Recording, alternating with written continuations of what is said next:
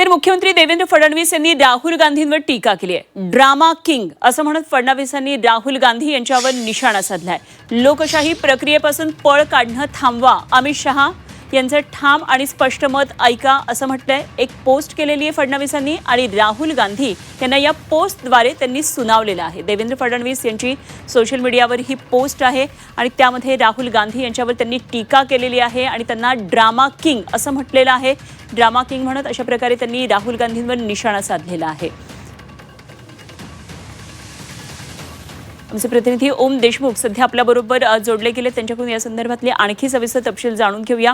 तर लोकशाही प्रक्रियेपासून पळ काढता आहात असं देवेंद्र फडणवीस यांनी एक प्रकारे राहुल गांधी यांना टोला मारला आणि ड्रामा किंग असं संबोधलंय। काय नेमकं या पोस्टमध्ये देवेंद्र फडणवीस यांनी राहुल गांधींवर निशाणा साधलाय? ओम,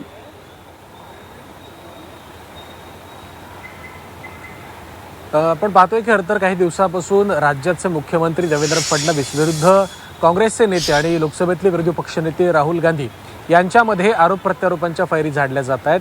काही दिवसांपूर्वी जेव्हा राज्यामध्ये आणि देशामध्ये नीट परीक्षेच्या संदर्भात दिल्ली आणि मुंबईमध्ये आंदोलनं सुरू होती, यावेळेला सुद्धा खरं तर राहुल गांधी यांनी मुख्यमंत्री देवेंद्र फडणवीस यांना उद्देशून ट्विट केलं होतं आणि खरं तर त्यावेळेला विद्यार्थ्यांच्या आंदोलनाच्या संदर्भात जे पेपरफुटी प्रकरण महाराष्ट्रात झालं त्याची जबाबदारी घ्यावी अशा प्रकारचं आव्हान दिलं होतं।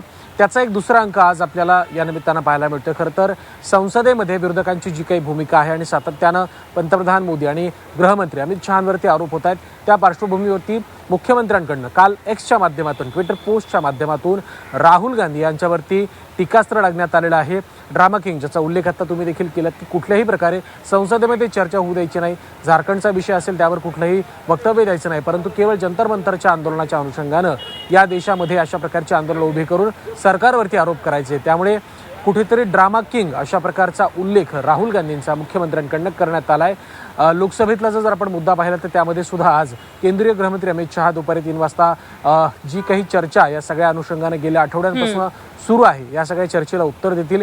मुख्यत्वे राहुल गांधी विरुद्ध केंद्रीय गृहमंत्री अमित शहा असा हा सामना लोकसभेमध्ये पाहायला मिळतोय का, हे देखील पाहणं महत्त्वाचं आहे। आणि त्यामुळे संसदेचं कामकाज पाहणं अत्यंत रोचक ठरणार आहे।